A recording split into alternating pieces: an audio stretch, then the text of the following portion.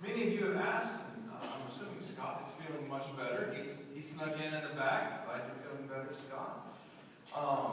So I wanted to open with a story today. Now, some of you know and have been to our house.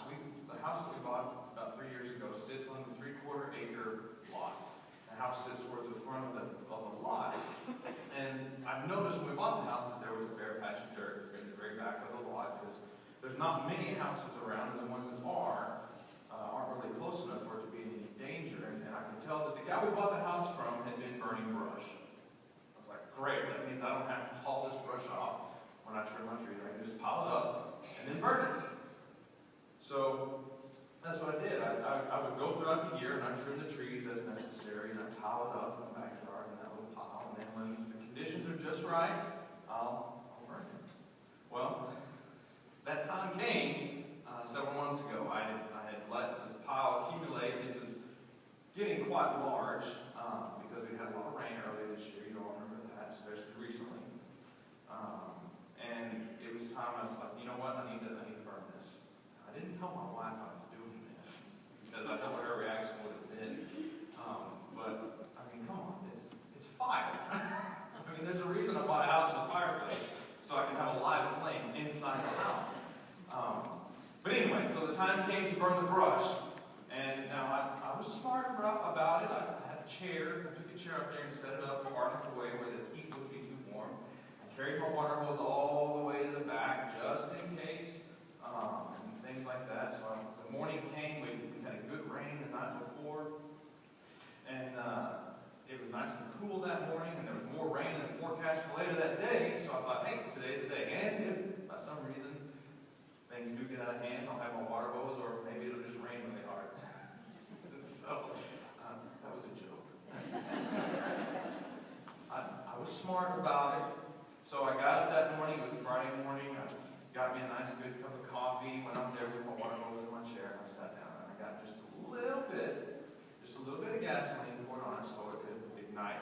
And it was a very little amount of gasoline. Very little amount. So I poured the gasoline on it. Now, remind you, this pile had been sitting for at least a year. So it was very dry. So I knew it was going to burn fast. So I lit a match, threw it in. Nothing happened. Wind blew it out.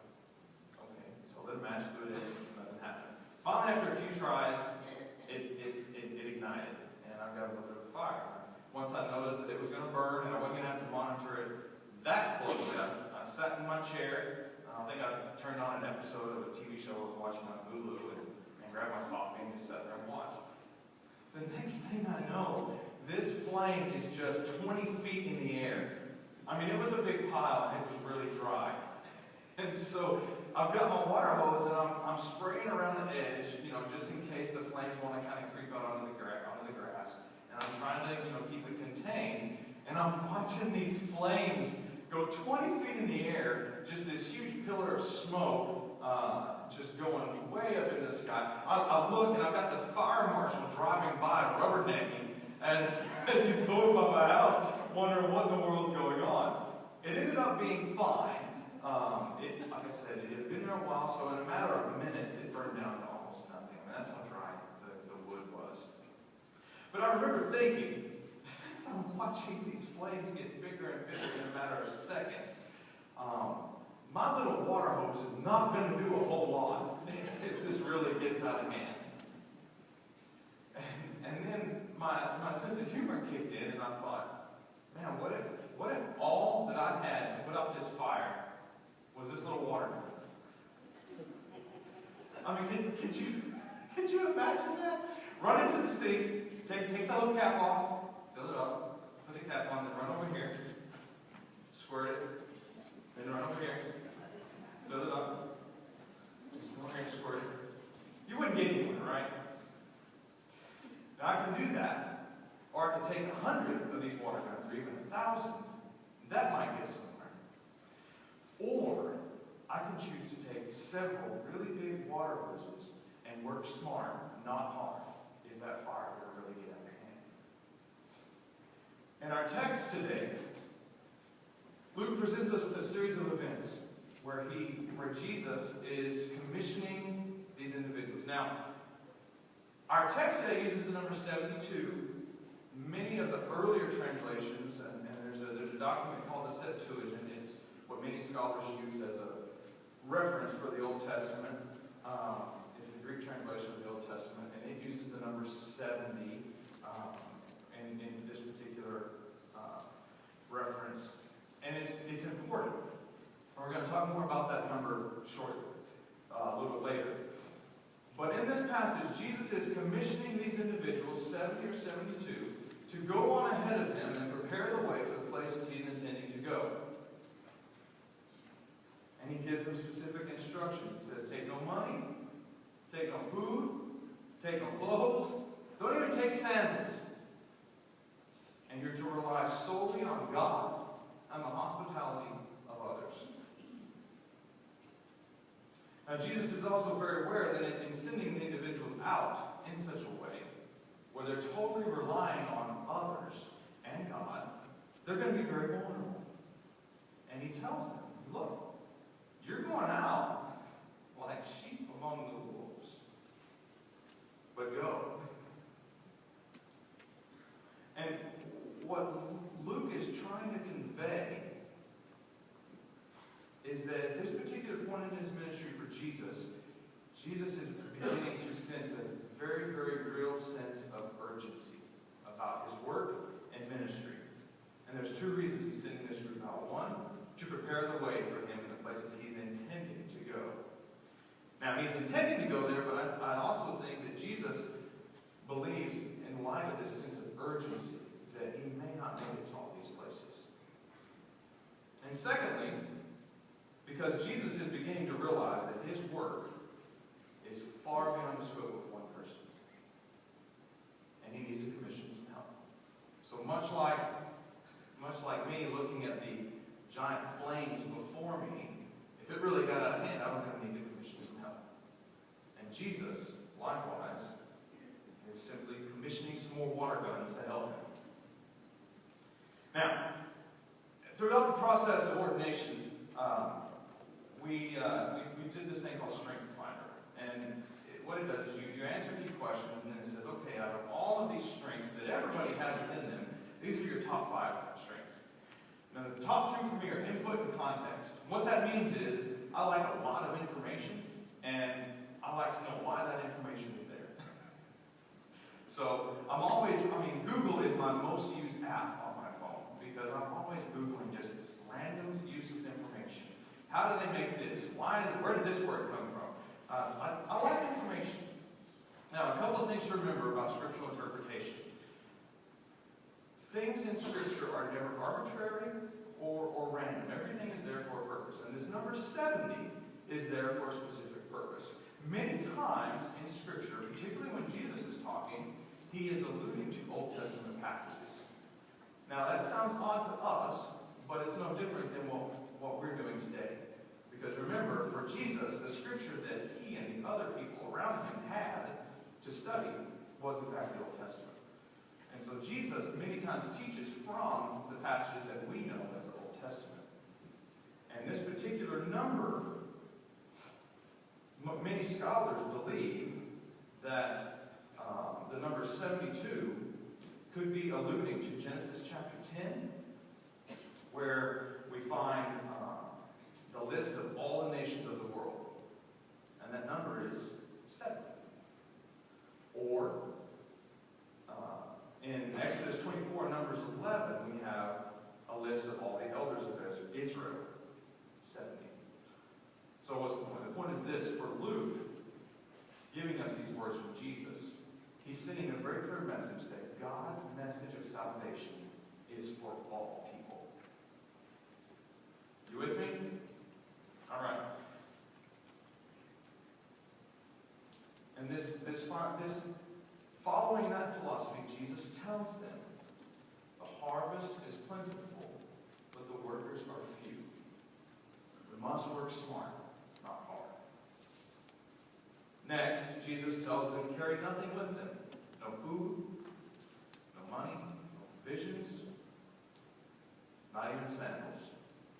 Now, you've all taken vacations. You've all taken, how many of you take road trips with your families before? Or at all? just hop in the car and go? No. If you're like me and my wife, we spend sometimes weeks in preparation. We're first of all washing the clothes that we're going to take. We're packing the clothes. We're making arrangements for the dogs so they can have food. They kind of like to eat from time to time. We're taking entertainment for the kids because if we don't, they're going to drive us crazy in the car.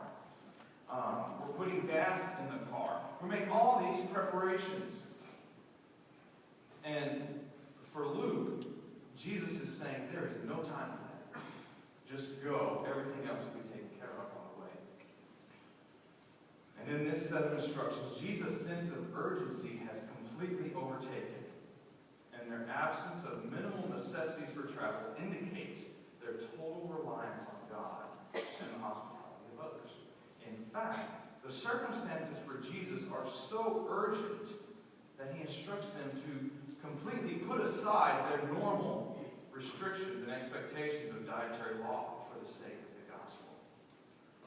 See, when he tells them to eat what is before them, all aspects of life, tradition, personal comfort, and even we've never done it that way before, are set aside, and they take a backseat to the central task of the mission. Just go. The harvest is plentiful. The workers are few. We have to work smart, not hard. And finally, he tells them to go peaceably. And when they enter a house, the first thing they're to do is offer peace. Now, the peace that Jesus is referring to in Jewish culture is the word shalom. You've all heard the word shalom. Now, it was used in greetings of both hello and goodbye. And in essence, it meant that you're wishing blessings of well-being on one another. There's so much more to this meaning of this word. The former president of Calvin Theological Seminary, Cornelius Plantinga, wrote a book titled Not the Way It's Supposed to Be, A Breviary Sin. And in this book, he describes this Old Testament concept of shalom. Plantinga writes, this is so good. The wedding together of God, humans, and all creation in justice, fulfillment, and delight is what the Hebrew prophets call shalom. We call it peace, but it means far more than mere peace of mind or a ceasefire between enemies. In the Bible, shalom means universal flourishing, wholeness, and delight. A rich state of affairs in which natural needs are satisfied and natural gifts fruitfully employed. A state of affairs that inspires joyful wonder as its Creator and Savior opens doors and welcomes the creatures in whom he delights. Shalom, in other words, is simply the way things ought to be. Now, if I may put it another way, shalom is that moment, that time when everything in all creation is reconciled to God and fulfilled to everything that God intended it to be. So what's the point? You know, it's good to go through all this background in the text, but what's the point? Does that mean anything for us today? I think it does. I think it means a lot for us today. And what it tells us is that God's desire for all creation is that all people know the message of love, mercy, and grace that is revealed in the person of Jesus Christ. That all people experience the hope and fulfillment of God. And here's the really exciting thing. The exciting thing is that God has a plan. And that we, as disciples of Christ, are that plan. We are God's plan to bring that message to all people. That's exciting. We are called to take our place and join the ranks of these 70 that Jesus commissioned, or 72, and carry the message of shalom to all people. Jesus tells the disciples, you are the salt of the earth. You are the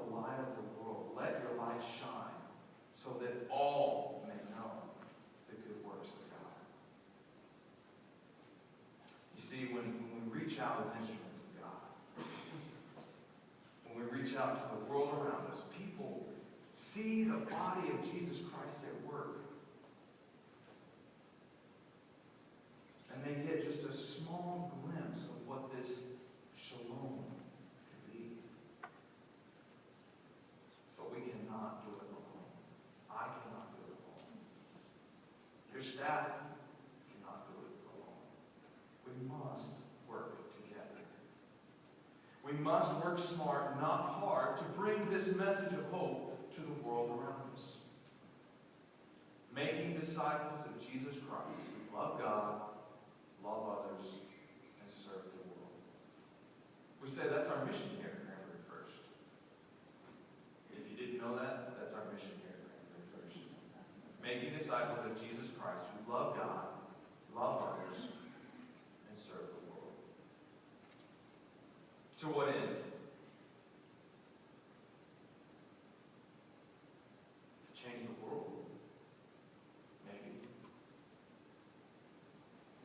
But maybe the dream of changing the world is just a little bit out of our reach in the local church context.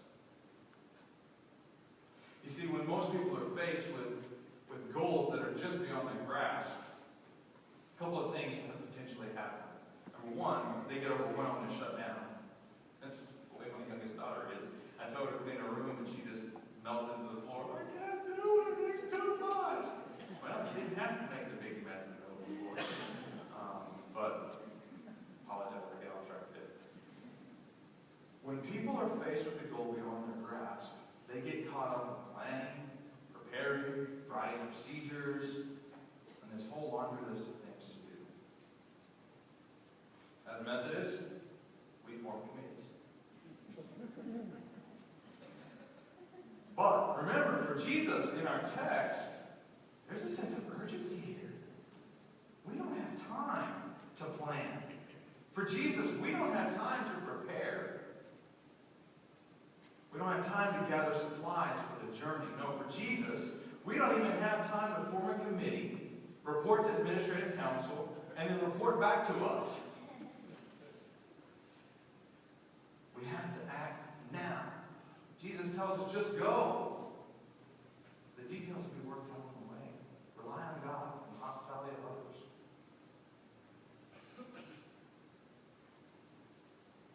So change the world, change the world. Maybe change the world is too much. But I'll tell you what we can do. We can strive to change one person's world.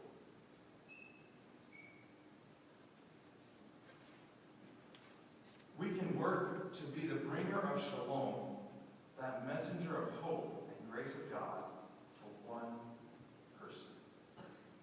Then what's the natural progression? Right? In theory, that person is going to be so overcome by God's grace and what is going on in their life. What are they going to do? They're going to tell somebody about it. Then they're going to tell somebody. Then that person's going to tell somebody. Then that person. That's how movements start.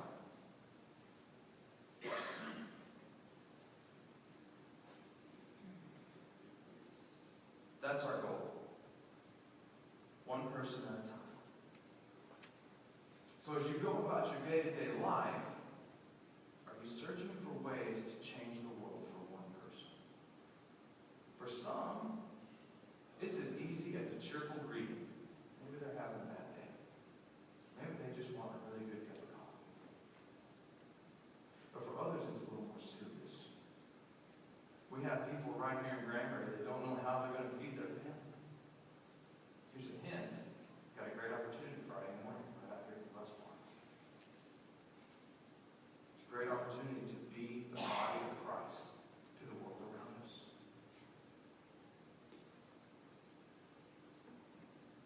So we are called and we are commissioned to be the messengers of shalom. The bringers of hope. I'm preaching again on July 10th, and we're going to look at the parable of the Good Samaritan. And what we're going to look at there is ways we can do that. We're going to look at how, as Granbury First, as a church with a heart for people, how can we physically do that to the world around us? What are some ways?